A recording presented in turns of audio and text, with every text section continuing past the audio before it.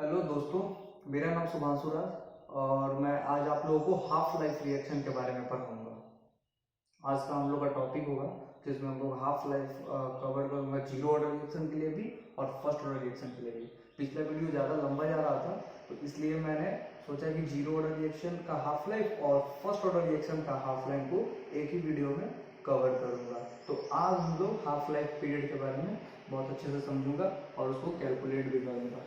तो ये chemical kinetics का छोटा सा पार्ट बच गया था half life zero order reaction के लिए भी और फर्स्ट ऑर्डर रिएक्शन के लिए भी। एनसीईआरटी में हम लोग को सिर्फ और सिर्फ यही दोनों रिएक्शन का हाफ लाइफ पढ़ना है। और ये बात करते हैं हाफ लाइफ के बारे में। तो हाफ लाइफ का डेफिनेशन क्या होता है? Time in which concentration of reactant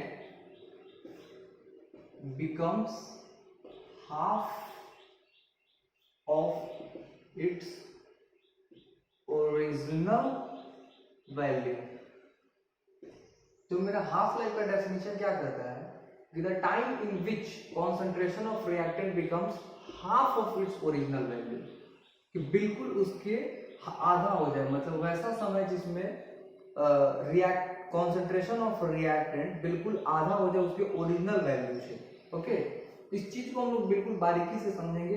जब मैं डेरिवेशन करूंगा तो काफी अच्छे से इस डेफिनेशन का मतलब आपको समझ में आ जाएगा कि आखिर ये डेफिनेशन कहना क्या चाहता है half life. Okay, so half life को हम लोग डिनोट करते हैं टी हाफ से, ऐसे।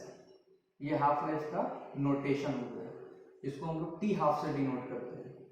ठीक है, तो हम लोग आज जो हाफ लाइफ निकालने वाले हैं वो जीरो ऑर्डर रिएक्शन के लिए पढ़ेंगे, जीरो ऑर्डर रिएक्शन के लिए, और फिर बाद में सेकेंड ऑर्डर रिएक्शन के लिए भी पढ़ेंगे। तो पहले जीरो ऑर्डर रिएक्शन का हम लोग देखते हैं। तो आपको मैंने जीरो ऑर्डर रिएक्शन के लेक्चर में भली बात concentration of A concentration of B का प्लॉटिंग कराया था। पहले प्लॉटिंग कराने से पहले इक्वेशन निकाला था concentration of A concentration of B का। अगर आपने वो मेरा वीडियो लेक्चर नहीं देखा है तो आप लोग उसे जाकर के देखें, तब ये काफी अच्छे से आपको समझ में आएगा। क्योंकि मैं यहाँ पे फिर से जीरो ऑर्डर रिएक्शन का डेरिवेशन नहीं कराऊंगा, उसका इक्वेशन को मैं डायरेक्टली इस्तेमाल करूंगा। तो आप लोग प्लीज उस वीडियो लेक्चर को जाकर के देखें, तभी बातें यहाँ से आपको समझ में आएंगी। तो जीरो ऑर्डर रिएक्शन के लिए हम लोग को कैलकुलेट करना है हाफ लाइफ को। तो मैंने ग्राफ प्लॉटिंग कराई थी, आपको याद होगा, नहीं भी याद है तो मैं यहाँ पे छोटा सा बता देता हूँ। Concentration of A versus T का जीरो ऑर्डर के लिए कुछ ऐसा ग्राफ था, मतलब concentration of A is equal to concentration of A not minus K T, ये आया था। और concentration of B versus T का ग्राफ ओरिजिन से पास था, जो कि उसका वैल्यू आया था concentration of B equal to K T. अगर आपने नहीं देखा है उस वीडियो लेक्चर को तो प्लीज आप जाकर के देखें, तब आपको समझ में आएगा कि ये concentration of A equal to A not minus K T और ये concentration of B equal to K T कहाँ से आता है और इसका ग्राफ का प्लॉटिंग कैसे करते हैं। मैंने यहाँ पे बता दिया सिंपल में, क्योंकि इसका इस्तेमाल अभी इस जीरो ऑर्डर रिएक्शन के लिए, मतलब हाफ लाइफ को कैलकुलेट करने के लिए पड़ेगा। सो यहाँ तक मैंने जीरो ऑर्डर रिएक्शन में बताया हूँ। अब इसके आगे कैसे कैलकुलेट करेंगे हाफ लाइफ को, उसको देखते हैं। तो मैं क्या करता हूँ कि इस दोनों ग्राफ को मर्ज कर देता हूँ, दोनों ग्राफ को एक ही ग्राफ में प्लॉट करता हूँ। कुछ उसका ग्राफ कैसा होगा, कुछ ऐसा होगा, और ये वैल्यू क्या हो जाती है, ये वैल्यू आपका हो जाता है p इक्वल टू यहाँ पे ए नॉट अपॉन के। आप लोग जाकर के लास्ट लेक्चर देख सकते हैं ये value t equal to A not by ये कैसे आया। सिंपल है, यहाँ पे आप A not concentration of A की जगह जीरो पुट करेंगे, y एक्सिस पे जीरो पुट करेंगे तो ये क्या हो जाएगा A not equal to K T, और A not equal to K T हो जाएगा तो यहाँ से t का वैल्यू क्या आ जाएगा ए नॉट अपॉन के। तो मैं दोनों ग्राफ को मर्ज कर रहा हूँ तो ग्राफ कुछ इस फॉर्म में आएगा, ए नॉट बाई के लिए ये, ए नॉट बाई टी के लिए ये, और B equal to K T के लिए ये। ठीक है, तो आप गौर से देख सकते हैं कि जहां पे इन दोनों का मिलन हुआ है, मतलब कि यहाँ पे, तो मुझे फाइंड करना है कि आखिर y एक्सिस पे इसकी वैल्यू क्या होगी। ये भी कॉन्सेंट्रेशन वर्सेस टी का ही ग्राफ है, तो y एक्सिस पे इसकी वैल्यू क्या होगी और यहाँ पे टाइम की वैल्यू क्या होगी। ये वाला तो मुझे पता है कि t equals to concentration of A not divided by K होगा, बट ये वाला तो पता नहीं है ना, तो इसी को कैलकुलेट करेंगे और ये वाला वैल्यू कितना होगा। ठीक है, तो आप सिंपल सा concentration of A is equals to concentration of B को इक्वेट कर सकते हैं। जैसे कि था ना कि यहाँ पे मैं बता रहा हूँ कि A tends to B at T equals to 0 पे हम लोग बोलते थे ये कॉन्सेंट्रेशन ऑफ ए नॉट है और ये कुछ नहीं। At T equals to T पे ये बोलते थे हम लोग ए नॉट माइनस एक्स और इसको x बोलते थे। नोटेशन पर्पस के हिसाब से इसको कॉन्सेंट्रेशन ऑफ ए बोला करते थे और इसको कॉन्सेंट्रेशन ऑफ बी बोला करते थे। तो यहाँ पे ए और बी को इक्वेट करेंगे तो ए वाला मेरा कितना है ए नॉट माइनस एक्स, तो यहाँ पे ए नॉट माइनस एक्स लिख देता हूँ और बी वाला के लिए कितना है x है तो x लिख देता हूँ। अब यहाँ से आप देख सकते हैं x का वैल्यू कितना आ जाएगा A not equals to 2x, तो x is equals to A not divided by 2। तो यानी कि जो मिलन होगा इस concentration of A versus T और concentration of B versus T का वो कितना पे होगा A not divided by 2, concentration of A not divided by 2 पे। ठीक है, अब मुझे निकालना है इसका टाइम कि आखिर ये वाला टाइम कितना होगा। ठीक है, तो उसको हम लोग कैलकुलेट करेंगे इसके मदद से। देखते हैं, इसको रफ करते हैं फिर आगे आपको बताते हैं। ठीक है, तो आई थिंक यहाँ तक आप नोट कर लीजिएगा, मैं समझा रहा हूँ। ठीक है,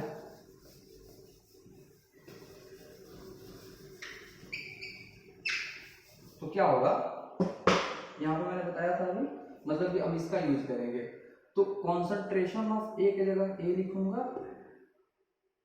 नहीं, at T equals to T half पे मेरा मैंने क्या निकाला था कि दोनों ग्राफ का मिलन कहाँ पे हुआ ए नॉट बाई 2 पे। ठीक है, तो कॉन्सेंट्रेशन ऑफ ए की जगह पे क्या पुट करूंगा ए नॉट बाई 2। ठीक है, तो इस इक्वेशन में इस जीरो ऑर्डर के रिएक्शन में कॉन्सेंट्रेशन ऑफ ए की जगह पे नॉट बाई 2 पुट कीजिए is equals to A not उसी तरह छोड़ दीजिए माइनस के और टी की जगह पे टी हाफ पुट कीजिए आप, क्योंकि टी हाफ ही तो कैलकुलेट करना है हम लोग को half life.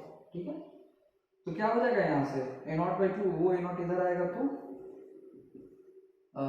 A not by 2 minus concentration of A not is equal to minus K T half, तो कितना हो जाएगा minus 1 by 2 A not is equal to minus K T half.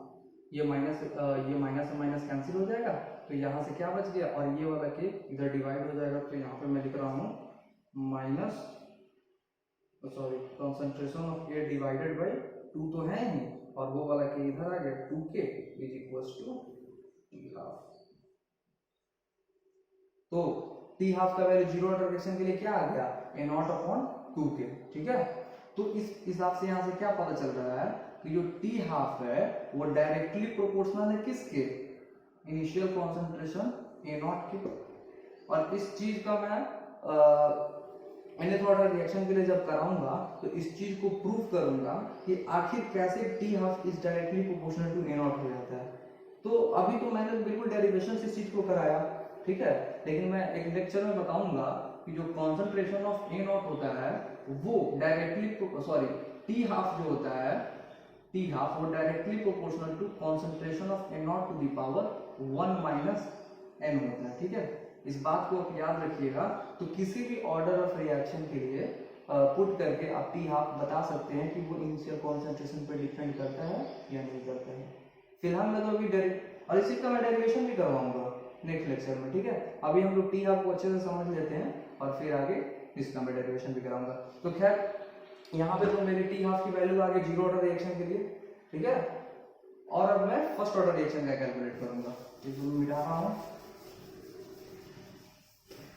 I think zero order reaction का half life कैसे calculate किया जाता है समझ में आ गया होगा। तो अब हम लोग क्या करेंगे कि फर्स्ट ऑर्डर रिएक्शन का कैलकुलेट करेंगे। तो फर्स्ट ऑर्डर रिएक्शन का भी बड़ा ही इजी है। ठीक है, उसके लिए भी आपको ग्राफ की प्लॉटिंग याद रहना अनिवार्य है। तो इसलिए मैं आपसे फिर से रिक्वेस्ट कर रहा हूँ कि अगर फर्स्ट ऑर्डर रिएक्शन का भी अगर आपको हाफ लाइफ टाइम पीरियड समझना है तो आप पहले पीछे वाला दैट मीन्स कि वो लास्ट वीडियो जाकर के आप देखिए जिसमें हमने फर्स्ट ऑर्डर रिएक्शन का डेरिवेशन कराया था। तो अभी हम लोग जो कैलकुलेट करने वाले हैं वो फर्स्ट ऑर्डर रिएक्शन का half life time period calculate करेंगे। ठीक है, तो फिर से वही काम करेंगे। देखिए फर्स्ट ऑर्डर रिएक्शन का मैंने क्या कराया था, concentration of A concentration of B, उसमें भी मैंने निकलवाया था। तो कॉन्सेंट्रेशन ऑफ ए मैंने वहां पे क्या आया था, A not to the power E minus E to the power minus K T, ये आया था। Concentration of A equal to A not into E to the power minus K T. अगर आपको नहीं अगर याद है तो मैं फिर से बोल रहा हूँ कि आप जाकर के लास्ट लेक्चर को देखिए तो ये बातें आपको अच्छे से समझ में आएगी। ये कहाँ से आया कि concentration of A is equal to A not into E to the power minus K T. ठीक है, और इसका ग्राफ कुछ ऐसा हुआ करता था। ठीक है, और कॉन्सेंट्रेशन ऑफ बी का जो वैल्यू था अपना वो कितना था, A not into 1 minus E to the power minus K T, ये वैल्यू था कॉन्सेंट्रेशन ऑफ बी का। और उसका ग्राफ कुछ ऐसा बना करता था, ओरिजिन से स्टार्ट हुआ और फिर जाकर कांस्टेंट हो गया। ठीक है, तो फिर से मैं क्या करूंगा कि इस दोनों ग्राफ को फिर से मैं मर्ज करूंगा, जैसे कि मैंने जीरो ऑर्डर रिएक्शन में किया। ठीक है, और जब मर्ज करूंगा तो भली बात जान रहे हैं कि कहीं ना कहीं इन दोनों का मिलन हुआ होगा। तो फिर जब मिलन हुआ होगा तो वाई एक्सिस पे उसका वैल्यू क्या होगा, फिर वहां पे उसका टी क्या होगा। ठीक है ना, तो यहाँ पे मिलन करा देता हूं मैं, कुछ ऐसे गया और ये कुछ ऐसे गया, तो कुछ यहाँ पे मिलन आया। तो ये वैल्यू क्या होगा और ये वैल्यू क्या होगा। ठीक है ना, तो उसको हम लोग कैलकुलेट करेंगे। तो फिर से वही बात है कि जब मैं कभी भी इस रिएक्शन के लिए बात करूंगा तो कॉन्सेंट्रेशन ऑफ ए दोनों ग्राफ पर कहां पे मीट करेगा, ए नॉट बाई 2 के लिए। जब मैं इस रिएक्शन के लिए बात करूंगा तो ठीक है ना, कहां पे मिलन होगा, ए नॉट बाई 2 पे। और अपना जो टी होगा वो तो टी हाफ लेना ही है। ठीक है, तो मैं क्या करूंगा कि अब फिर इस रिएक्शन की मदद से, कॉन्सेंट्रेशन ऑफ ए की मदद से हम लोग टी हाफ कैलकुलेट करेंगे फर्स्ट ऑर्डर रिएक्शन के लिए। फिर से देखते हैं,